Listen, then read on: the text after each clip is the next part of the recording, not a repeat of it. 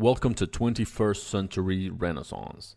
Today, we want to put our eyes on what is going on in 2019 and the UFO disclosure that is happening from official sources. Ufologists around the world have been waiting to see if one of the most awaited prophecies comes true. This comes from a Brazilian man by the name of Chico Xavier. The question, if UFOs exist, is no longer valid. UFOs have been proven to exist as unidentified objects in the sky. We will explore how soft disclosure has been happening slowly throughout the decades. Until now, finally, the government is creating protocol and legislature regarding UFOs. The Mutual UFO Network has been monitoring UFO activity and data since the 60s, when it was a different organization called Aerial Phenomena Research Organization. In their official website, we can see the following. It reads, quote, "After 50 years, this is what we know. 1. UFOs are real. 2. We are not alone. 3. Our universe is full of life. 4. For the future of humanity, the UFO phenomenon must be a field of study." Chico Xavier was a popular philanthropist and medium who lived in Brazil between 1910 and 2002. I encouraged you to research on the mystery that surrounds his life. But in this video, we will focus only on something that was said to occur on July of 2019. He wrote that there had been an agreement made with the Intergalactic Council to give us one last chance, giving Earth 50 years to repair the planet and better our society. That agreement occurred in July 1969. The agreement would come to term around July 2019.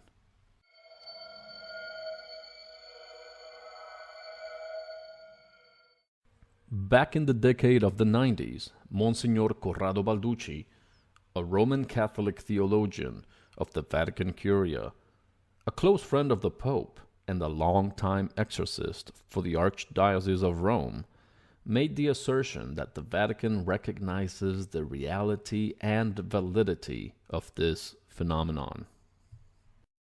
Ho sentito dire che ci sono altri mondi abitati. I heard that there are other worlds that are inhabited. E Padre Pio rispose: Padre Pio answered, e che vorresti che solo noi, in questo piccolo pianeta che è il nostro mondo, amassimo Dio, ma ci saranno tanti altri mondi nei quali ameranno il Signore. Would you believe that it would just be our tiny world that would be giving glory to God? There has to be many more worlds, many more planets that exist with inhabitants that would be giving glory to God. It is not just us. Ma persone come noi, che hanno un corpo come noi. That have a body like ours. In questi UFO, in these extraterrestrial che io prendo poi quando parlo, vehicles, lo prendi in senso largo, cioè anche delle persone che o sono dentro. He says, I'm using this in a large sense, or the people are inside the craft. Ma questo è molto molto difficile pensarlo. Oppure comandano, ma sono distanze enormi. Se si fanno vedere da noi, mica c'è un pianeta che è a 1000 chilometri da noi. Se no, a 1000 chilometri ci sarebbero già arrivati. But they make themselves seen and known to people on Earth. Quindi è molto ragionevole che siano dentro. So it's probably logical that they're inside a craft instead of coming from somewhere else without a craft. E quindi sono persone come noi, composte di una parte spirituale, che la chiamiamo anima.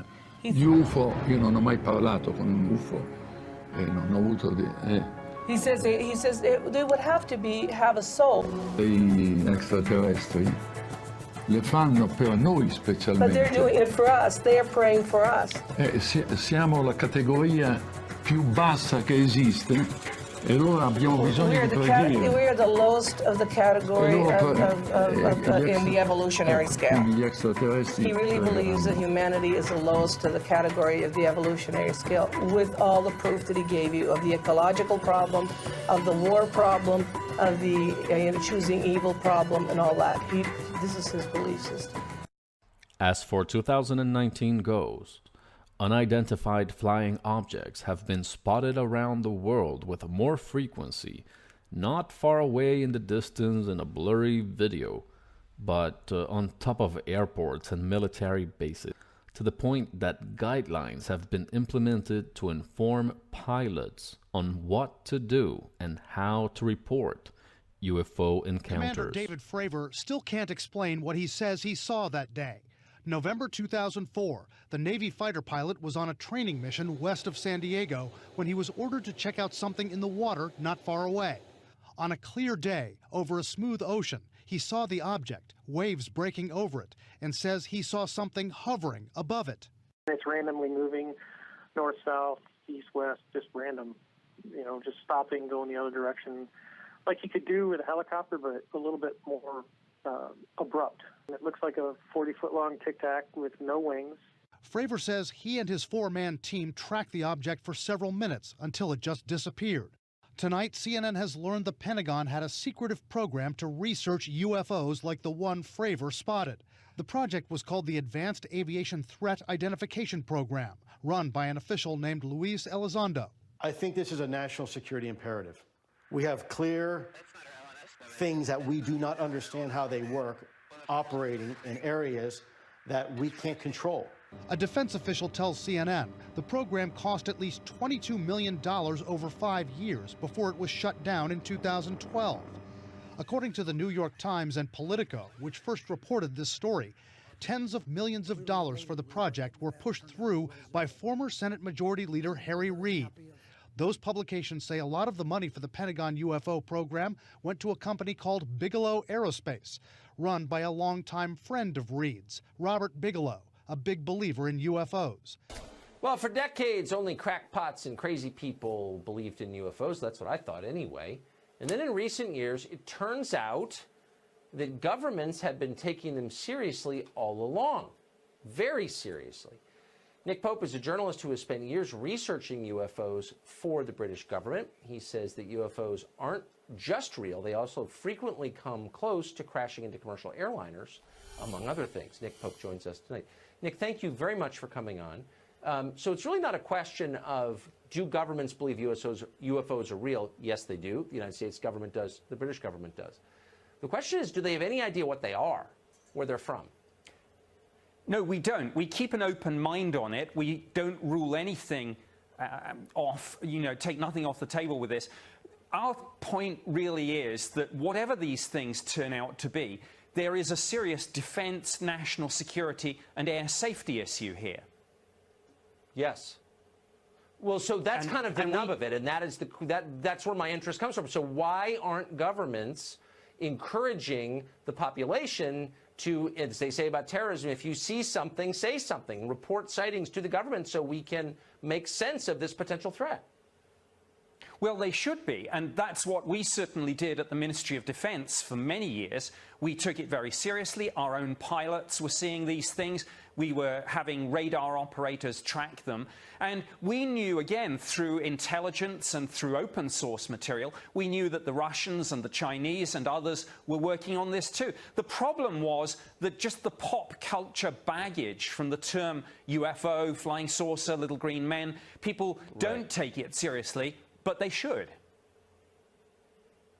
So we've ruled out, I think, that these are aircraft, experimental aircraft, or technically advanced aircraft from other countries. Is that true? Well, no, we keep an open mind, as I say, and some of these things probably are Russian or Chinese, whoever it is, but that's the point. We must find out if there's something in our airspace we need to know. For years, governments said they didn't do this. They did. I did it for the British government. I can only talk about this now because my old employers are gradually declassifying and releasing information about my old job. We now know, of course, the Pentagon had a program too. I think it will take congressional hearings to get to the bottom of all this, not just in the United States, but all around the world. And I'd like to see those congressional hearings. Commercial pilots have very often reported sighting objects in the air that seem to defy the laws of physics. To what extent are these objects a threat to commercial aviation, potentially? Well, certainly the British Ministry of Defence and our Civil Aviation Authority, which is the UK equivalent of your FAA, have dozens of cases in our files about near misses, some of which where pilots have had to take evasive action. And again, it comes back to the point, I don't care in one sense what these things are, but when there is this flight safety concern, when we have these near misses, we sure as heck should be doing more to find out.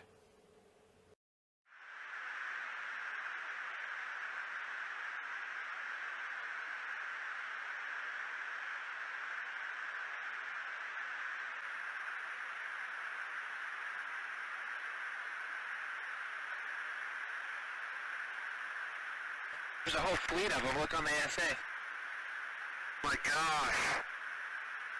They're all going against the wind. The wind's 120 knots from the west. Look at that thing, dude.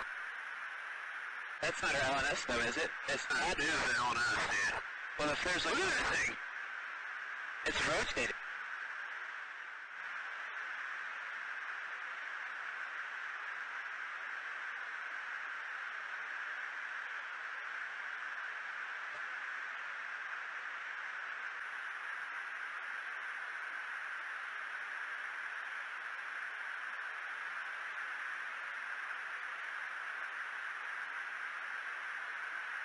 Respected scientists admit that real aliens could have the capability to travel vast distances across the cosmos to visit Earth. There is no law of physics preventing a civilization, perhaps 1 million years more advanced than ours, from reaching the planet Earth. Either aliens exist or they don't. Either thought is frightening. Definitely rules and regulations that govern everything. And the councils have the history books of all of the planets and all the records. So when a planet reaches the point that it can support life, that's a very momentous time in the history of that planet. At that time, the planet is given its life charter. The latest information that has been let out is that life does exist in other planets, maybe as bacterial life forms or simple organisms, that water is present in other moons and planets, and that radio signals have been found that have left scientists perplexed without knowing where the signals may be coming from. On a recent National Geographic magazine issue, we can see it is clearly accepted by the scientific community and mainstream official sources. You have to understand that where there is microbial life over an extended period of time throughout millennia, life must have evolved to surpass current human evolution, to the point where we could just be another civilization's experiment, which is also presented as a valid theory because nobody is really sure where they come from or what they are. But they exist. And humanity on Earth is just starting to see beyond material reality, slowly awakening into a heightened, more aware state of existence. Just like 30 years ago, nobody was crying for animals in slaughterhouses or debating if eating meat is healthy. Consciousness is changing. Humans are evolving. Do not let the government and corporations take control of where this evolution is going. Everything that is natural is being destroyed. Insects, animals, rainforests, even the weather. We all have a responsibility to find out what the truth is about something like this. And it is, people have to take responsibility for looking into what the truth is. We've put together the means for people to do that. Now people have to take the initiative, and we need all the help we can get. I would ask people to help us network this to anyone and any institution that can help. The reason this is so critical is that we've reached a point in our civilization where for us to go forward as a people, we're going to have to end this kind of illegal secrecy. And we're going to have to allow this information and these technologies to get out and begin to fix many of these large problems. The message has been delivered. The change is within you. If you'd like to read these articles, find them in the description area. Comment, share, and subscribe, for this content will not be on television.